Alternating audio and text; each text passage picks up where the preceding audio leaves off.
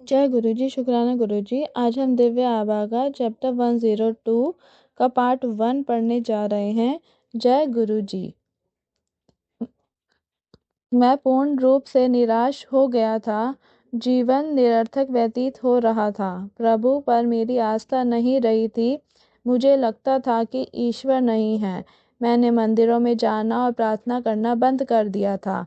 जीवन बोझ लगता था। कई बार मैं सोचता था कि भगवान ने मुझे क्यों पैदा किया है, मुझे कष्ट में देखकर प्रसन्न होने के लिए। यदि कहीं ईश्वर थे भी तो केवल पीड़ा पहुंचाने के लिए थे। मेरी ऐसी अशुभ सोच होते हुए भी गुरुजी ने मुझे अपनी शरण प्रदान करी। उन्होंने दर्शन देकर मुझे कृतार्थ किया, बच्चे की तरह मुझे पाला, मुझे इतना दिया कि मैं उनका धन्यवाद भी नहीं कर सकता। संभवतः मुझे कभी पता भी नहीं चलेगा कि उन्होंने मेरे लिए कितना किया है। उनके विद्युत आशीर्वाद तो सागर में बहते हुए हिमशिला के समान है। उनका एक भाग समुद्र तल के ऊपर और 9 भाग नीचे जल में छिपे रहते हैं, और यह सब तब किया जब मैं उनके योग्य भी नहीं था।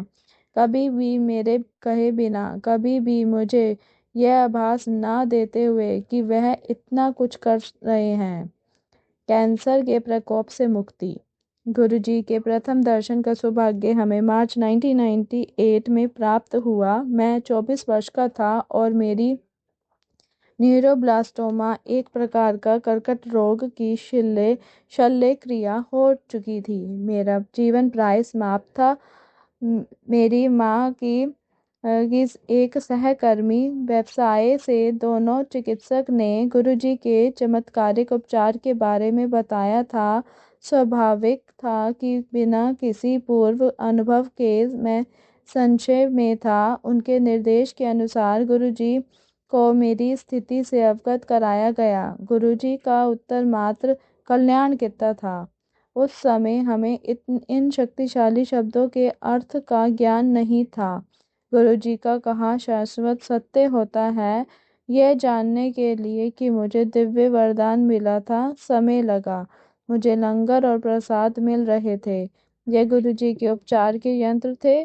परिणाम सबके देखने योग्य थे। अविश्वसनीय रूप से स्वास्थ्य लाभ हो रहा था।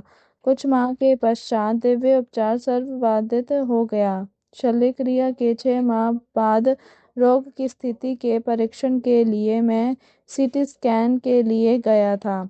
स्कैन में पता लगा कि शल्य क्रिया के तुरंत बाद किए गए स्कैन में देखे गए तीनों संदिग्ध चिन्हों के गुर्दे, यकृत और उदर पर कोई भी आसार शेष नहीं थे। चमत्कार हो चुका था। मेरा शरीर कर्कट रोग के प्रकोप से मुक्त हो गया था। कालांतर में मैं बिल्कुल रोग मुक्त हो गया था। आज उसे हुए 1 दशक बीत चुका है। न केवल वह रोग समाप्त हो गया, गुरुजी की दया से मेरा स्वास्थ्य भी ठीक है। मेरी औषधियाँ केवल लंगर और चाय प्रसाद है।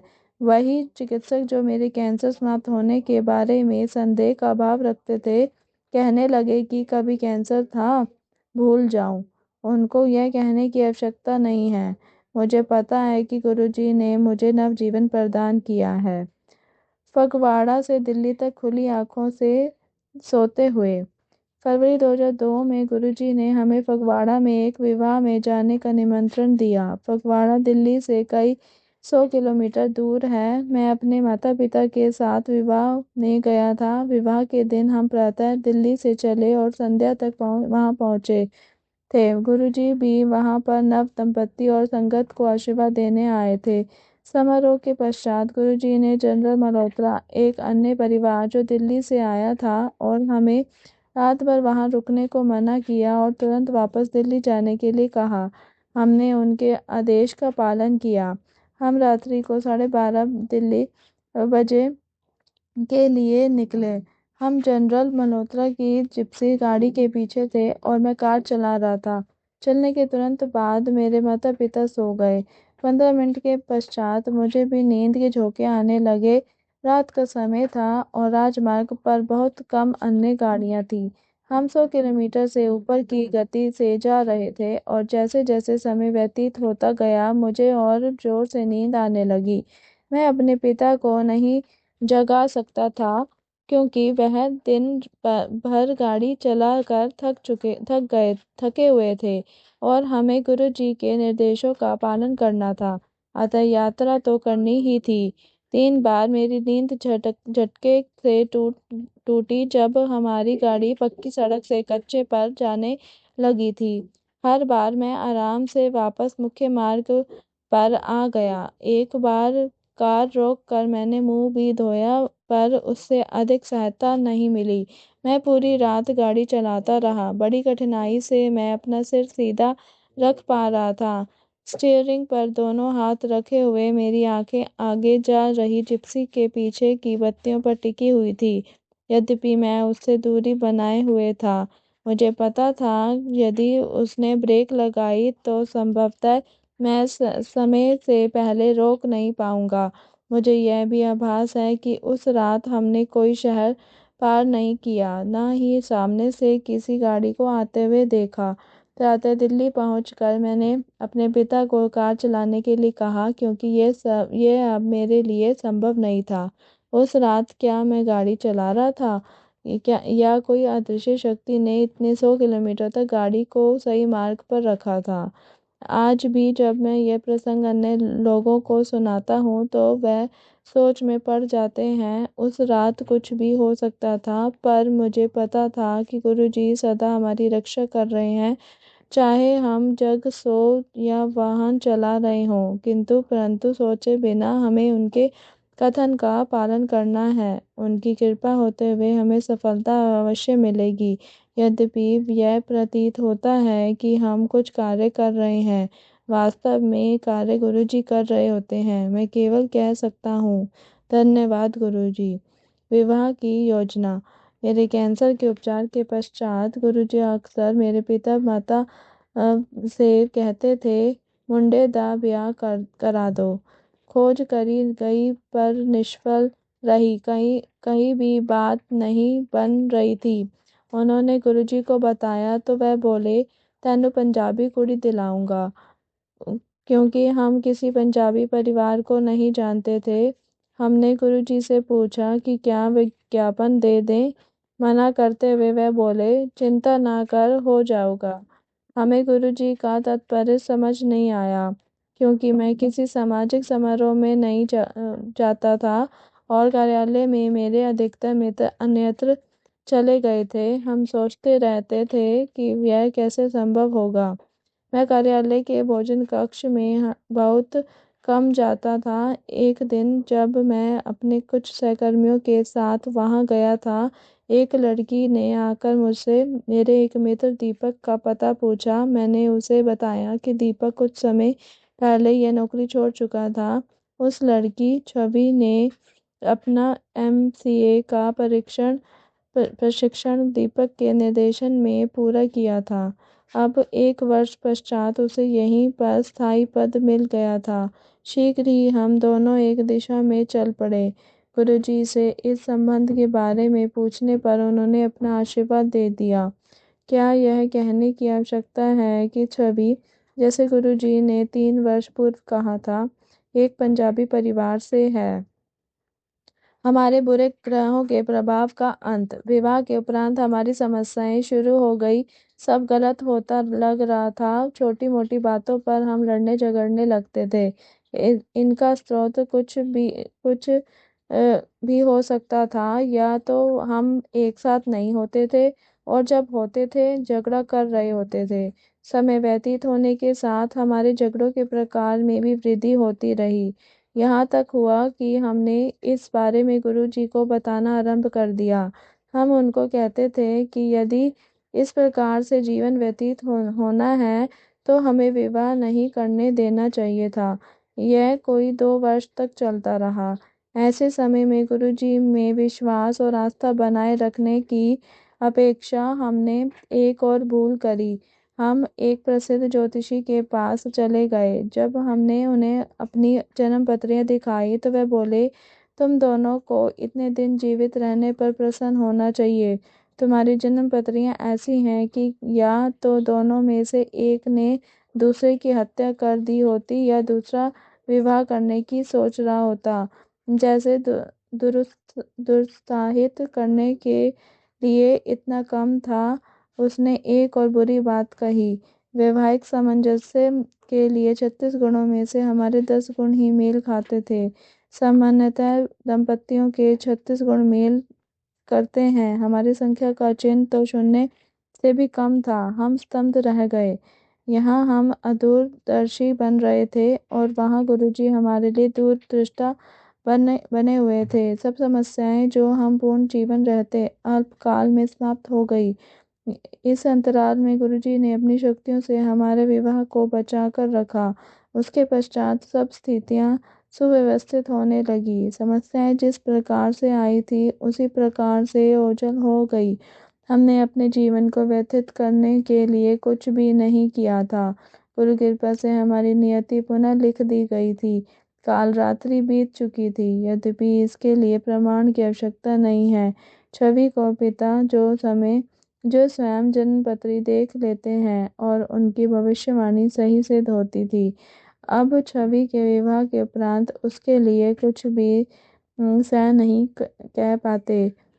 नहीं कह पाते। जन्मपत्री और वास्तविक जीवन में अंतर निश्चित होता है। कार्य रोग से मुक्ति। एक बार अपने कार्य में मुझे अनेक समस्याएं आ रही थी। फलस्वरूप पूरी रात जागे रहते थे। मुझे अत्यधिक अमलता और अनिद्रा रोग हो गए। मैं छुट्टी भी नहीं ले सकता था। यह पूरे एक सप्ताह तक चलता रहा। अगले सप्ताह जब मैं सोमवार को प्रातः जगा तो मेरे दाएं पैर में एक विचित्र समस्या उत्पन्न हो गई थी। मैं उसे 100 डिग्री से अधिक की मुद्रा में नहीं संभाल पा रहा था। जब भी मैं उसे उठाता था वह बेजान सा गिर जाता था और उसके स्नायु खींच नहीं पा रहे थे। पहले तो प्रतीत हुआ कि यह स्थायी शिथिलता है, पर जब पूरे दिन ऐसा ही रहा तो कोई बड़ी समस्या होने के आसार लगने लगे। मुझे अपने कार्यालय से छुट्टी लेनी पड़ी और क्योंकि मैं ठीक से चल भी नहीं पा रहा था, चलने के लिए मुझे उस टांग को खींचना पड़ रहा था। मैंने छुट्टी के लिए निवेदन किया तो वह तुरंत स्वीकृत हो गई। पिछले सप्ताह की व्यस्तता को देखते हुए यह असंभव लग रहा था।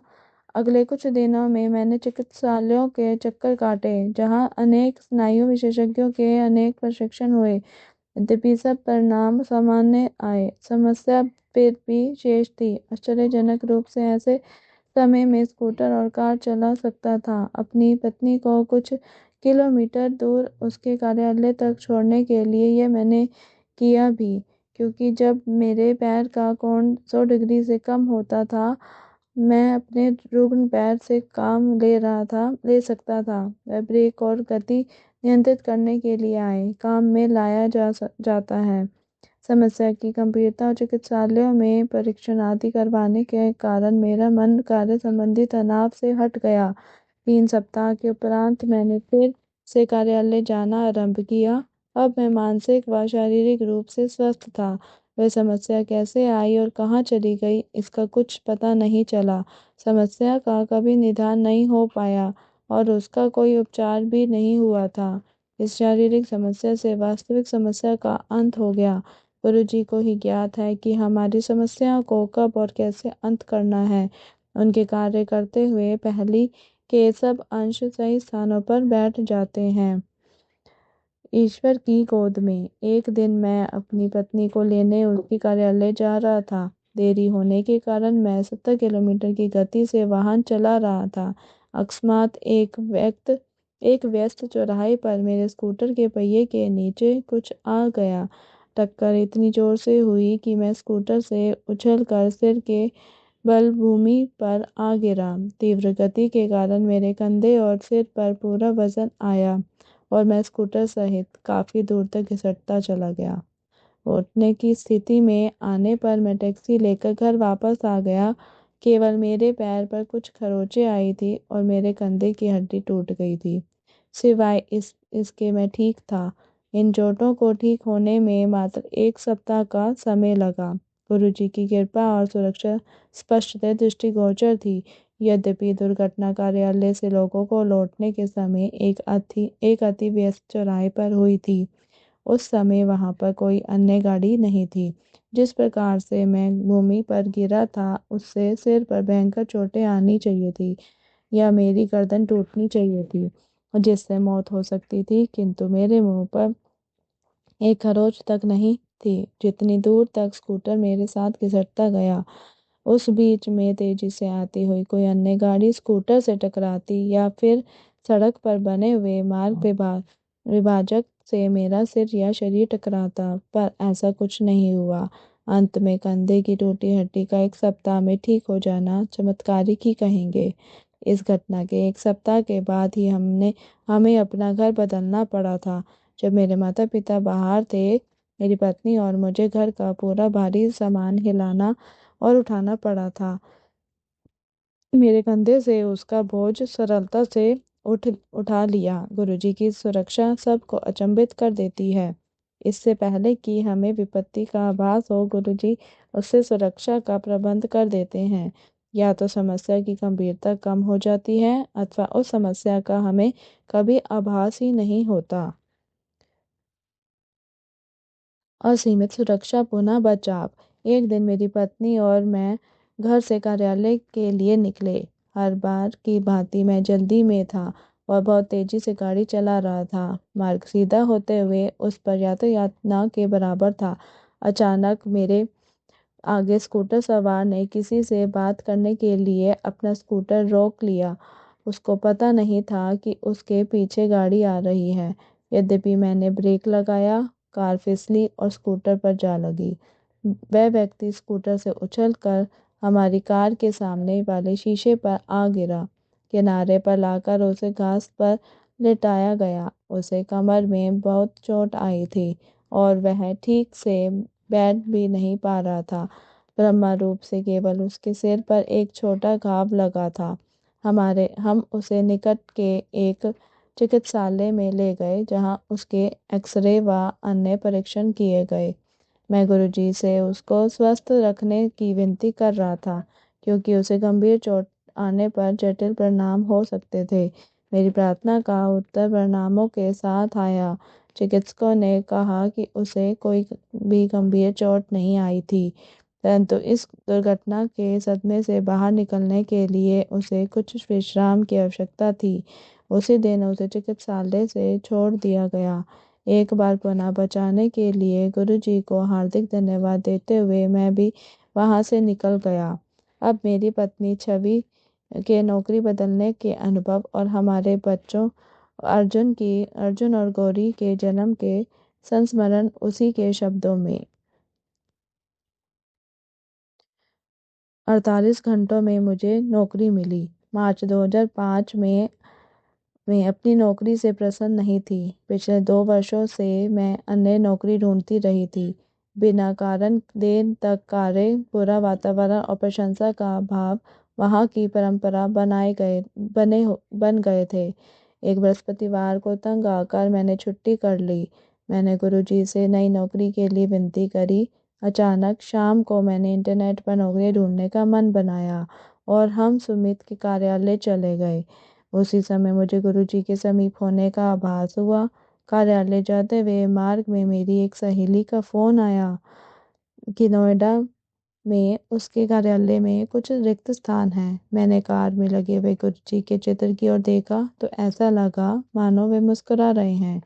सुमित के कार्यालय पहुंचकर मैंने अपना विवरण उसको भेज दिया। अगले दिन ही वहां से शनिवार को होने वाली लिखित परीक्षा और साक्षात्कार के लिए बुलावा आ गया, क्योंकि वहां जाने के लिए केवल आधा दिन शेष था और पढ़ने के लिए बहुत कुछ था। मैंने सुमित को मेरी परीक्षा लेने के लिए कहा। सुमित ने 1 घंटे से कम समय में मेरी परीक्षा ली और 1000 प्रश्नों में से मात्र 10 से 15 प्रश्न पूछे। उसके बाद जब मैंने उससे पूछा कि क्या मैं उत्तीर्ण हो गई थी, उसने हाँ में उत्तर दिया। मुझे लगा जैसे यह उसकी वाणी ना होकर गुरुजी को की ही हो, जिन्होंने हाँ कहा। वहां पर लिखित परीक्षा में उत्तीर्ण परीक्षार्थी ही साक्षात्कार के लिए बुलाए जाने थे। लिखित परीक्षा के समय मेरे कंप्यूटर की स्क्रीन पर शिव का चित्र था। मैंने उसे गुरुजी का आशीर्वाद माना और सरलता से उसमें सफलता प्राप्त कर ली। साक्षात्कार में मेरे विषय से संबंधित प्रश्न पूछे जाने थे। आश्चर्य की बात थी कि मेरे से वहीं 10 से 15 प्रश्न पूछे गए जो सुमित ने पिछली रात पूछे थे, जबकि अन्य अभ्यर्थियों का साक्षात्कार 1-1 घंटे तक चला। मुझे 15 मिनट में नौकरी मिल गई। न केवल यह, मेरा वेतन भी दुगना कर दिया गया। यहाँ का वातावरण भी अधिक आरामदायक था। इस अवधि में सुमित बाहर मेरी प्रतीक्षा कर रहे थे। मेरे आते ही उन्होंने पूछा, तुम्हें नियुक्ति पत्र अभी मिल गया है या सोमवार को देंगे? उसे अनसुना कर मैंने सुमित को पूरी बात बताई। नास्तिक के लिए यह भले ही संयोग की घटना हो, किंतु मुझे पता है कि गुरुजी की मेहर के कारण ही मुझे 48 घंटों में नई नौकरी मिल गई। न केवल मैं पिछली नौकरी की घुटन से निकल पाई, मुझे ऐसी नौकरी मिली जो हर दृष्टि से पिछली नौकरी से कहीं अधिक अच्छी थी। जय गुरुजी, शुक्राना गुरुजी। इसी के साथ दिव्य आभा का ये चैप्टर, इसी चैप्टर का पार्ट 1 समाप्त होता है। कल हम इसी चैप्टर का पार्ट 2 का एक ही अध्याय बचा हुआ है, तो हम वही पढ़ेंगे कल, जीवन में जुड़वे आशीर्वाद। जय गुरुजी, शुक्राना गुरुजी। मेरी वॉइस में अगर किसी को अच्छा लगे तो चैनल को शेयर, लाइक और सब्सक्राइब करना ना भूलें। ओम नमः शिवाय। शिव जी सदा सहाय। ओम नमः शिवाय। गुरु जी सदा सहाय।